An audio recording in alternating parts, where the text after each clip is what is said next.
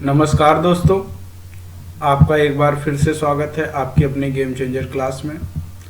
आज लेक्चर 19 है, 19वां लेक्चर है। जैसा कि आप लोग सभी जानते हैं कि ये PYQ बेस्ड क्लास चल रही है। PYQ बेस्ड क्लास है जिसमें आप UPSI, UPSSC, SSC, DSSB, railway, EMRS, NVS यानी सारे कॉम्पिटिटिव एग्जाम्स के लिए ये यूज़फुल रहने वाली है। आज हम लोग पढ़ेंगे राष्ट्रीय मानवाधिकार आयोग के बारे में, लोक सेवा आयोग के बारे में, सूचना आयोग के बारे में। नाउ चलते हैं हम अपने टॉपिक पर। ठीक है, तो हमारी पहली हेडिंग क्या रहने वाली, जैसा कि लिखा है राष्ट्रीय मानवाधिकार आयोग।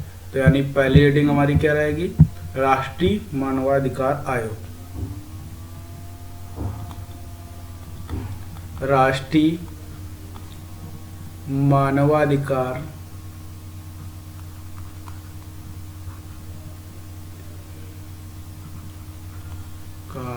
आयोग। ओके, अगर हम बात करें वर्ष 1966 की, तो इसमें क्या था, संयुक्त राष्ट्र ने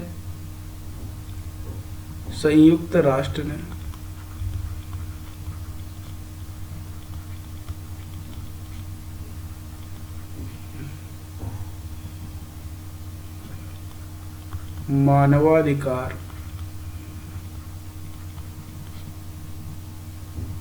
चार्टर अपनाया।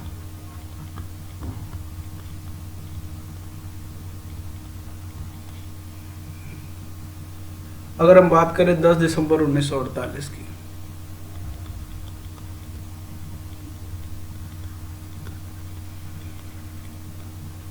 ठीक, तो संयुक्त राष्ट्र मानवाधिकार घोषणा हुआ।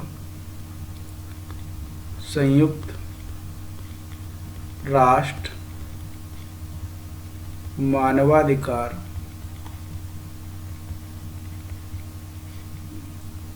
घोषणा हुई।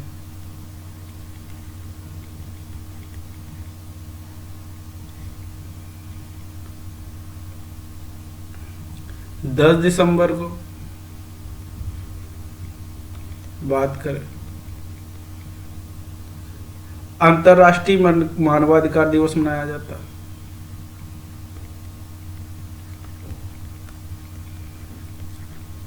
राष्ट्रीय मानवाधिकार दिवस मनाया जाता है।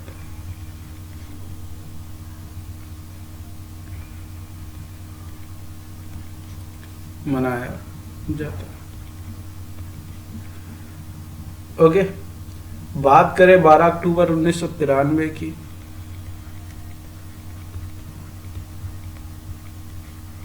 राष्ट्रीय मानवाधिकार आयोग की स्थापना की गई।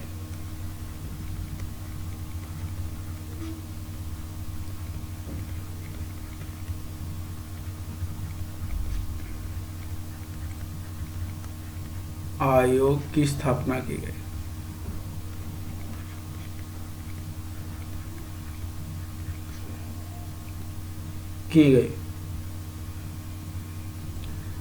ठीक, अब बात करें मानवाधिकार रक्षा अधिनियम, तो यही बन गया हमारा क्या, मानवाधिकार रक्षा अधिनियम, क्योंकि 1993 में हुई थी। तो मानवाधिकार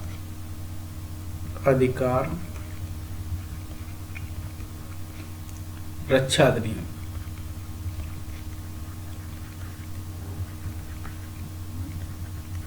1993 में स्थापना हुई थी, इसलिए। नेक्स्ट पेज पे देखेंगे, राष्ट्रीय मानवाधिकार आयोग, फिर से राष्ट्रीय मानवाधिकार आयोग। ठीक, देश में मानव की अधिकारों की रक्षा के लिए, किस लिए बना है वो देखते जाओ। देश में मानव की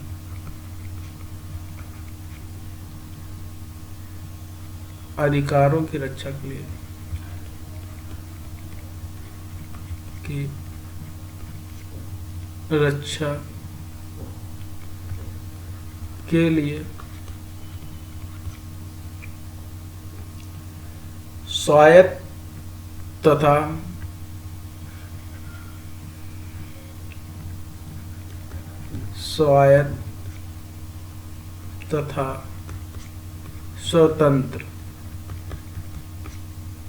स्वतंत्र निकाय की तरह कार्य करता, निकाय की तरह कार्य करता। अध्यक्ष की नियुक्ति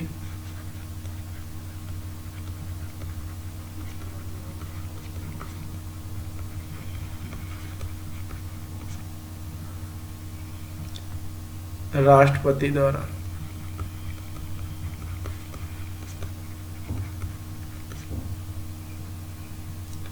अध्यक्ष को शपथ बोले,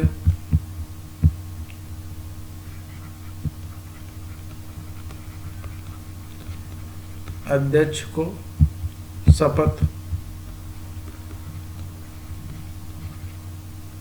तो राष्ट्रपति द्वारा।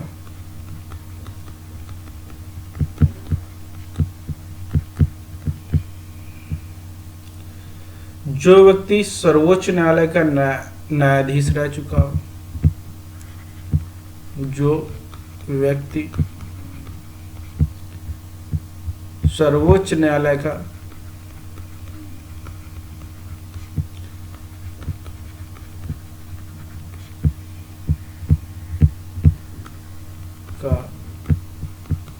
न्यायाधीश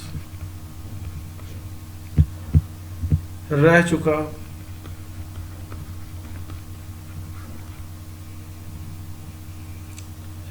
आयोग में सदस्य की अगर हम बात करें,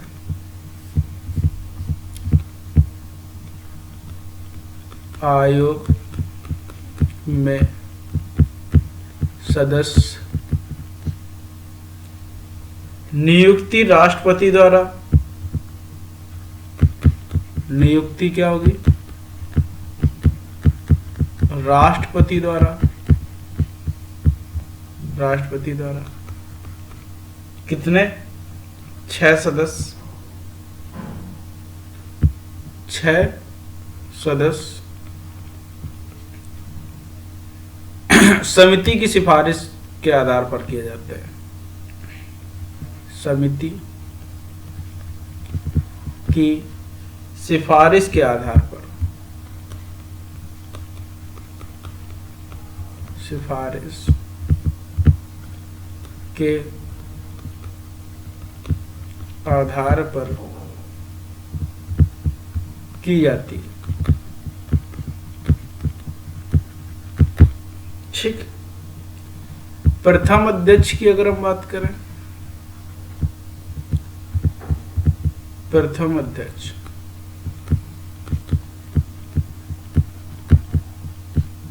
ठीक, न्यायमूर्ति रंगनाथ मिश्रा।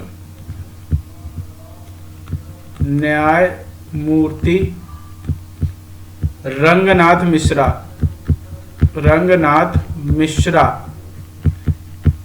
ठीक, ये थे रंगनाथ मिश्रा। अब बात करेंगे नेक्स्ट में लोक सेवा आयोग की।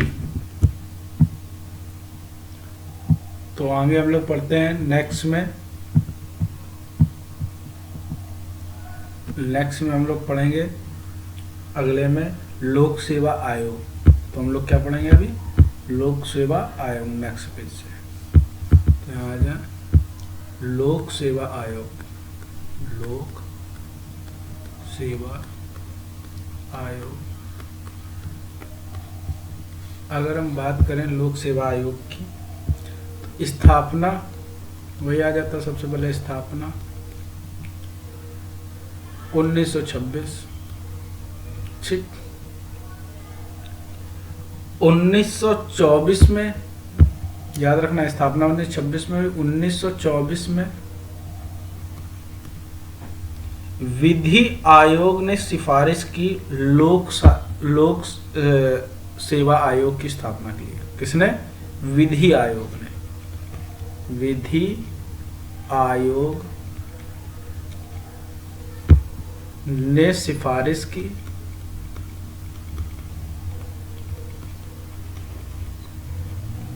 लोक सेवा आयोग की स्थापना की।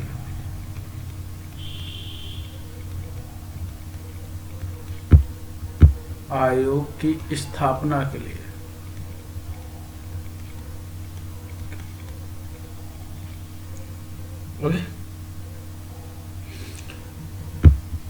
संघ लोक सेवा आयोग की अगर हम बात करें, संघ लोक सेवा आयोग के अध्यक्ष, लोक सेवा आयोग के अध्यक्ष, आयोग के अध्यक्ष व सदस्यों की नियुक्ति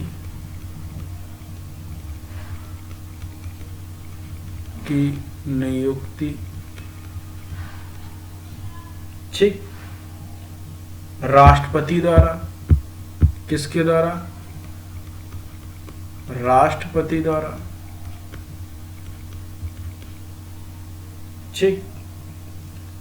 सदस्य की संख्या भी निर्धारित करता है। कौन? सदस्य की संख्या भी निर्धारित करता है।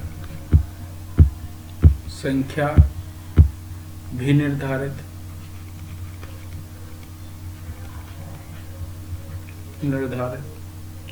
ओके। अगर हम कार्यकाल की बात करें, कार्यकाल, तो कार्यकाल हो जाता है यहां से 6 वर्ष या 65 वर्ष तक।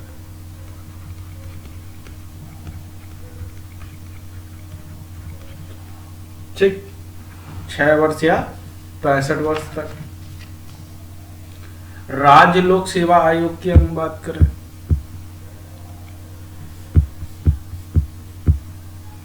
राज्य लोक सेवा आयोग की बात करें,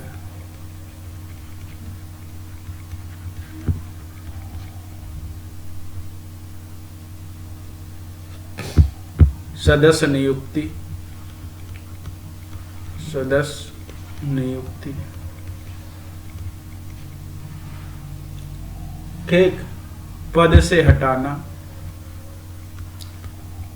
पद से हटाना, सदस्य का कार्यकाल,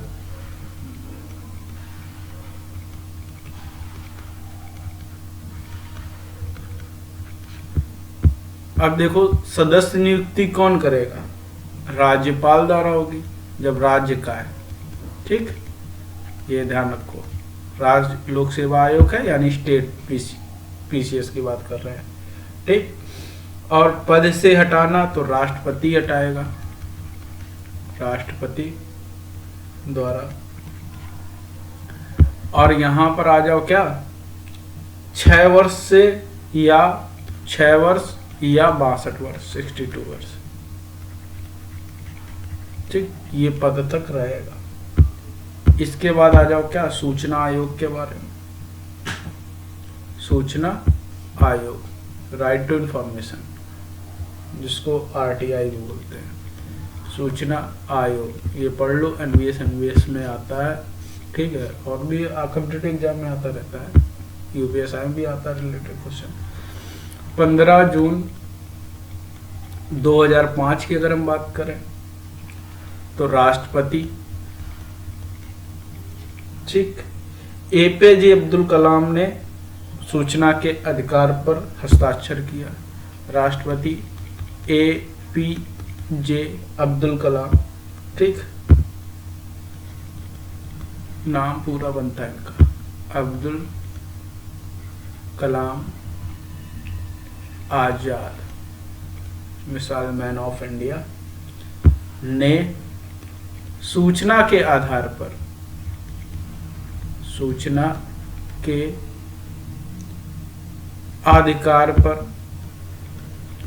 अधिकार पर हस्ताक्षर किए।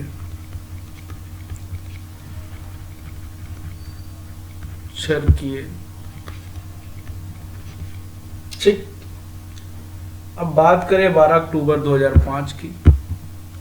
12 अक्टूबर 2005 की सूचना अधिकार अधिनियम लागू हुआ। सूचना अधिकार अधिनियम लागू हुआ। सूचना आयोग की अगर हम बात करें, सूचना आयोग की बात करें, मुख्यालय नई दिल्ली में।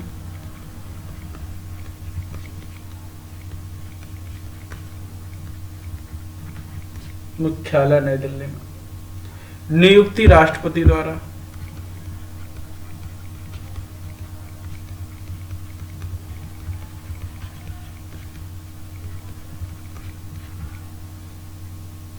मुख्य सूचना आयुक्त तथा उच्च अन्य सूचना आयुक्त की नियुक्ति।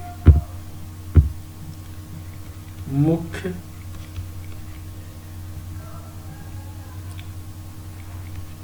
सूचना आयुक्त तथा अन्य सूचना आयुक्त की नियुक्ति। अन्य सूचना आयुक्त की नियुक्ति।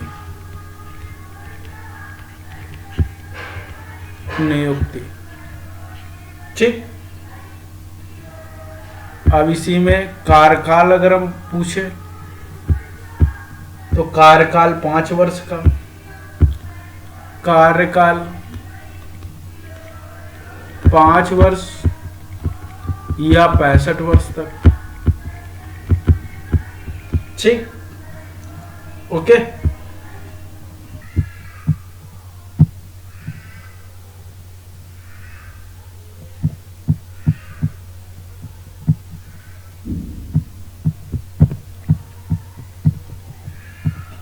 चालू करते हैं हम लोग अपना लेक्चर।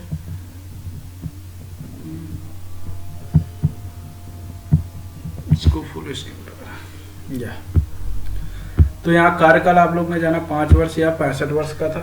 ठीक, उसके बाद आ जाते हैं क्या कि प्रथम सूचना आयुक्त कौन नियुक्त हुआ था। तो कौन नियुक्त हुआ था? वजाहत हबीबुल्ला। वजाहत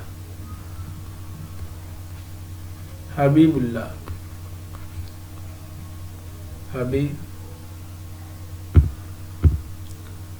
इसको इरेजर से पहले साफ करें। वजाहत हबीबुल्ला।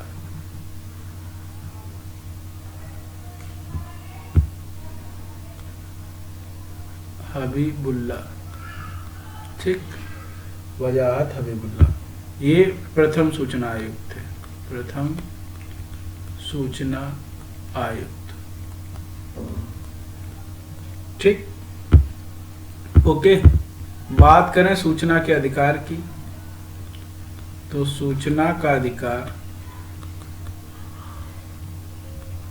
सूचना का अधिकार नागरिक को सरकारी या अर्ध सरकारी संगठन, नागरिक को सरकारी या अर्ध सरकारी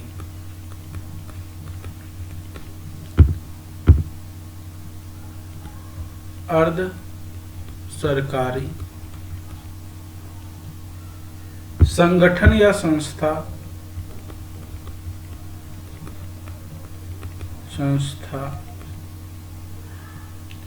से सूचना प्राप्त करने का, से सूचना प्राप्त करने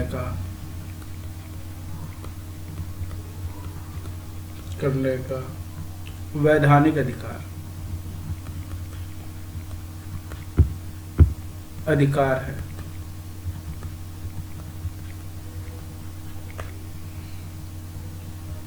आवेदन के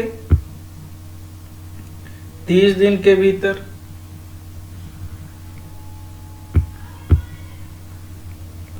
आवेदन के 30 दिन के भीतर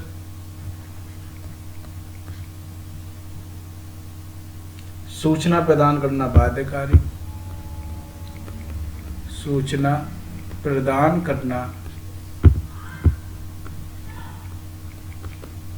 बाध्यकारी,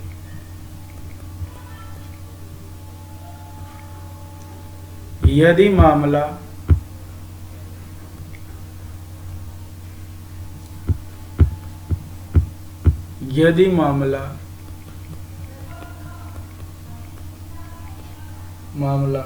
जीवन या मानवाधिकार का है,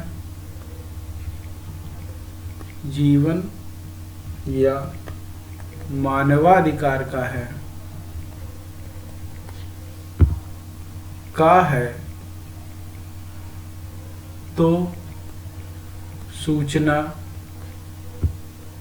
48 घंटों के भीतर, यानी विद इन 2 डेज, 48 घंटों के भीतर प्राप्त करने का अधिकार है, प्राप्त करने का अधिकार है। ठीक। अनुच्छेद अगर 32 की बात करें,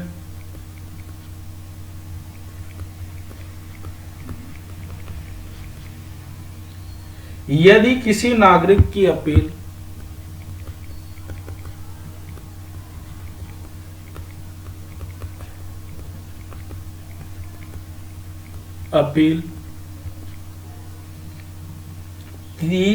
30 दिन के भीतर,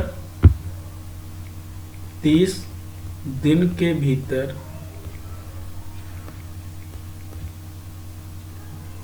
या 60 दिन के बाद और 60 दिन के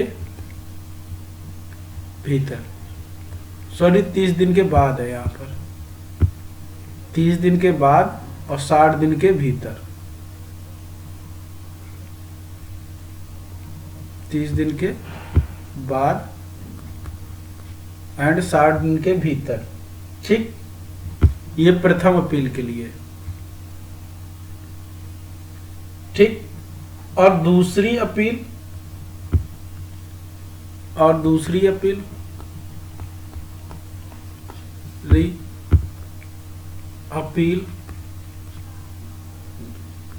प्रथम अपील आदेश प्राप्त हो जाने के, आदेश प्राप्त होने के 90 दिन भीतर, 90 दिन भीतर के उपाय समाप्त हो जाते हैं,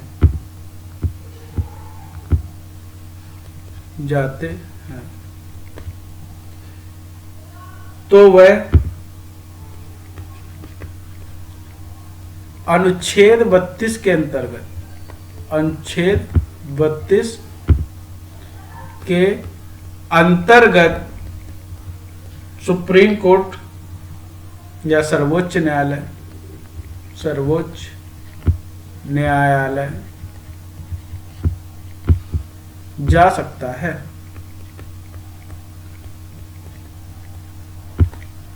ठीक।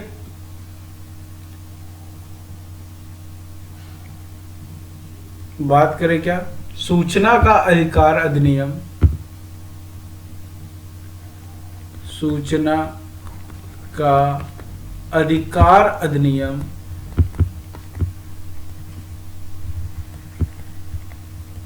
केवल भारतीयों के लिए, किसके लिए? केवल इंडियंस, ओनली इंडियंस के लिए। ठीक। यानी ये बाहर वाला कोई आरटीआई फाइल करे तो उसको ये अधिकार नहीं है। ओके। यहाँ पर आज का लेक्चर समाप्त होता है। मिलते हैं हम अपनी नेक्स्ट क्लास में, तब तक के लिए जय हिंद जय भारत। ऑफलाइन क्लास के लिए इस नंबर पर जुड़ सकते हैं, पर की गंगा जी में क्लासें रन हो रही हैं। मिलते हैं नेक्स्ट क्लास में। जय हिंद जय भारत।